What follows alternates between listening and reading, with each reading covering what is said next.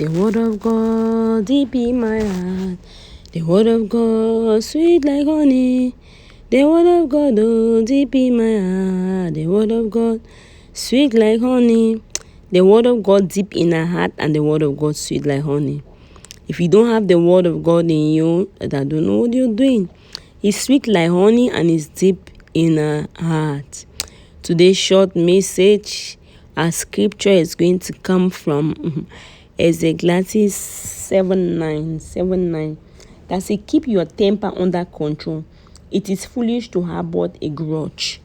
It is very foolish to harbor a grudge. Foolish to harbor a grudge. My people, today is our topics about anger. Anger. Some of us get very angry. The Bible says, be angry, but do not let your anger lead you to sin. Some people are very hot-tempered, angry for... You can anger, but don't allow your anger to lead you to sin. When we look at the scripture, look at the life of Moses. That one character I love also. You know, Moses, because of too much anger, that the Philistines, the Israelites, were being killed by the Egyptian, and Moses knew he was part of them, and Moses was sick and went to defend one of them, and in the fighting, because of that his anger, he mistakenly killed one of the Egyptians, and when he was discovered, he had to run to the wilderness. Do you know Moses was in the pastoral school, anger management school, for 40 years? Because of anger, God put him there for 40 years. Breaking. That Moses, you're full of anger. I cannot take you to lead my people with this type of temper. That is why certain anger. He was in the anger management class. Some people say they have to go for anger management. They have to go for... Anger is a spirit. So you have... If you're listening to me and you have a lot of anger, you have a lot of... I don't know who have done something to you, I don't want to let it go, and you're boiling. Today I come to tell you that calm down and relax. Because do you see, Moses was in the pastoral school and anger management school for 40 years in the wilderness. You know what is a wilderness, right? Wilderness does not really produce. Wilderness is always dry. So he was in that dry place. Maybe you're in that dry place now listening to me. Because I don't know, maybe because of something somebody did to you 10 years ago and you're remembering it. Maybe because your father himself have done something to you. Your mother herself, your sibling, I don't know who have done anything to you. But relax and be angry, but do not let your anger lead you to sin.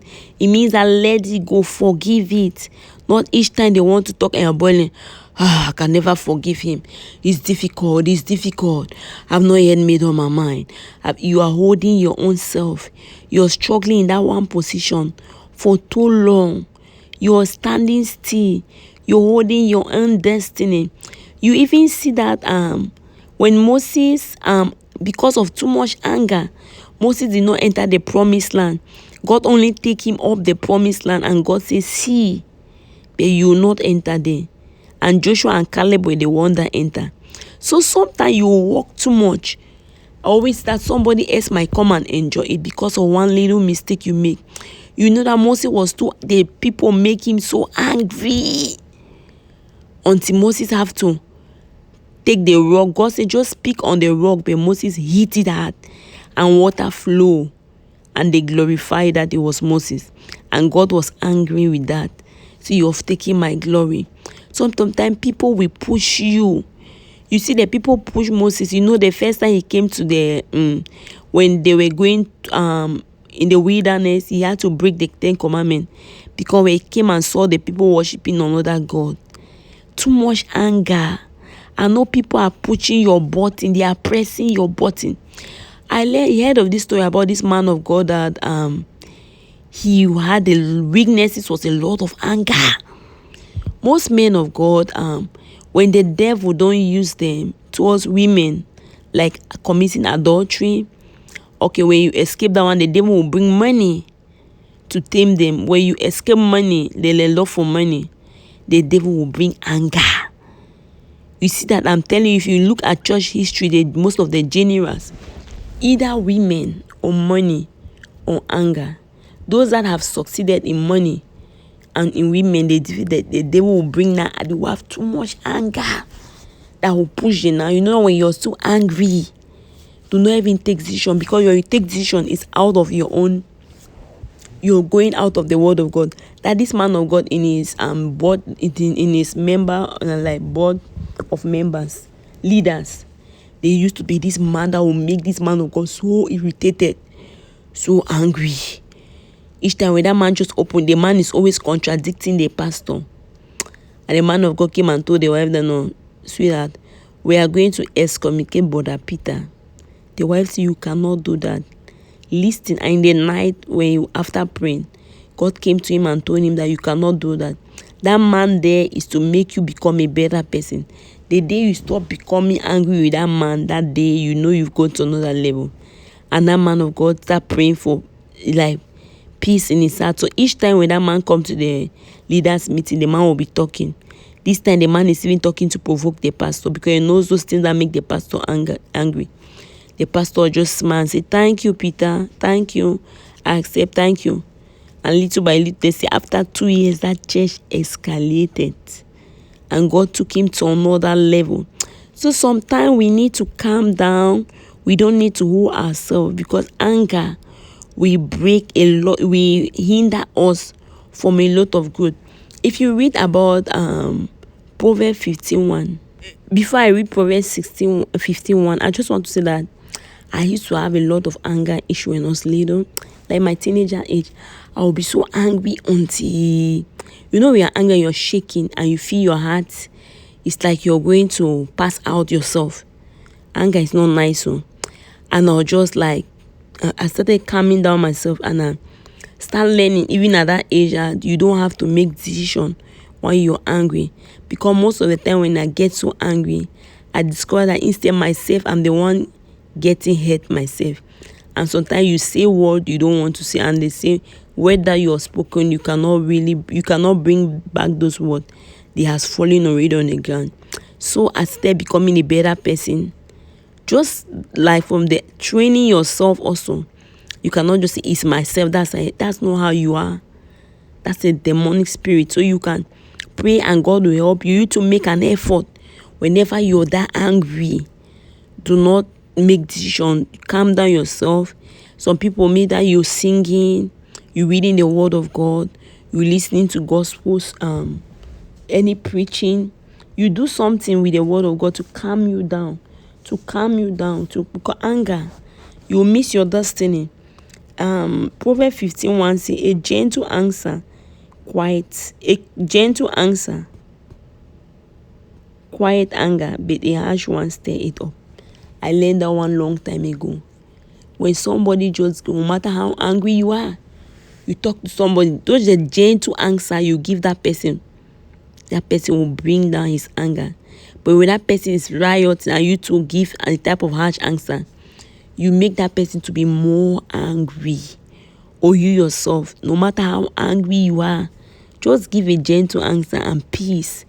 Peace is the most important thing for any soul. Anger will bring you a lot of sickness. It will make your blood pressure to escalate. Anger will give you all type of diseases on your body. 1 million sick at the same time. Your head, your toe, your stomach, your neck, your liver, your kidney, everything will just disorganize because of anger.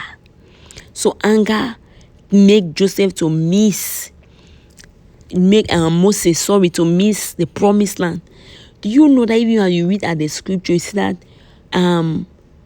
David was never angry with Saul, no matter what Saul did. Even at that stage that he came face to face to Saul, that he could have killed Saul when Saul was sleeping, but he just took Saul's stuff and called, King Saul, look at what I have. If I had to kill you, I could have killed you long time. But because David know that touch not my anointed and do my prophet no harm, Although Saul has fallen, Saul was God anointed. So if David could have killed Saul or revenge, David could have not become a king. So my people, sometimes people are in churches, even the man of God will make you angry. He is God anointed. Be quiet now. Be quiet. You must not stand and say, yes, he's a pastor. What right does he have? You begin to query. Touch no man anointed and do my prophet no harm. Don't block your own destiny with your own hand. My people, calm down yourself. Today, I just come to tell somebody that too much anger, you have to think before you speak, not speak before you think. When you're angry, don't even speak, just silence. After that anger have gone, then you speak. I can give you testimony upon testimony upon testimony what the spirit of anger have caused to many souls. My immediate follower who died, my late brother, had a lot of anger. He got many nice parts, but one of the worst parts, I've never seen nobody angry like my late brother. I'm sure my late brother was a cousin of Moses. So too much anger. Too much. But he wasn't born again like Moses was born again, as you said. When my brother get anger, even when we're little, he will beat, and me too, I want to fight. We will fight, and he will beat me so well. Even when he get older, when he get angry, that's why my people, you have to be careful who you name your child after. My daddy, that was the uncle, the same name that they named my late brother. That his uncle was just like my brother. When he gets angry back there, the whole village is afraid. Because what he would do, the ground itself will be shaking because he's angry. So my people, if you have that type of anger, you're going to miss a lot of stuff. You see that most people have get angry and kill people, shot gun, did many type of evil things. Most people have get angry and lose their married couple. When you get angry, no matter what your partner have done, calm down yourself. The other person who you know the other person is very angry, give a spoken word. Give a spoken word. Just be gentle, as I said. Give a spoken word. Do not fight back. Say, me too, I can speak. What? Give back a soft answer. Who, as Proverbs 15 said it, will calm down the harshness of the person. So give the person a soft answer. I learned this long time as a child, because my brother said, if you open your mouth one more time, nobody is in this house, I'm going to show you the other side of me. Little as I was, without any wisdom, I'm going to open my little mouth, and they are going to give me the beating of my life. But when I start getting older, I know that when I say close your mouth. So even when I start getting older, I say nobody is going to lay hands on me again. My brother was the last person, and he was the last, and he's the last. When somebody started talking, anybody is talking so harshly or rudely, I just quiet, and I'm quiet. All I give is a soft response. I want peace. Even most domestic violence, I always say when two don't agree, they cannot fight.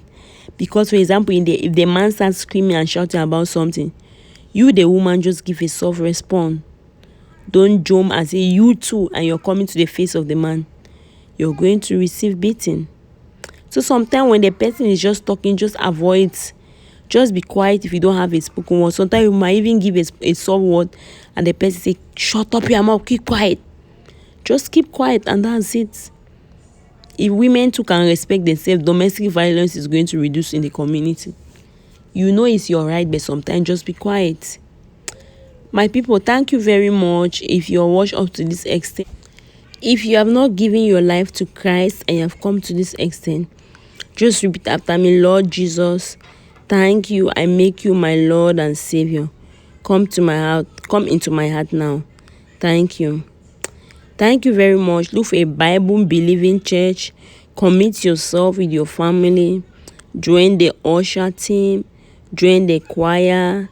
Join the intercessor. Behind the camera. Evangelism team. Whatever team that is available in that church. Be a part of that church.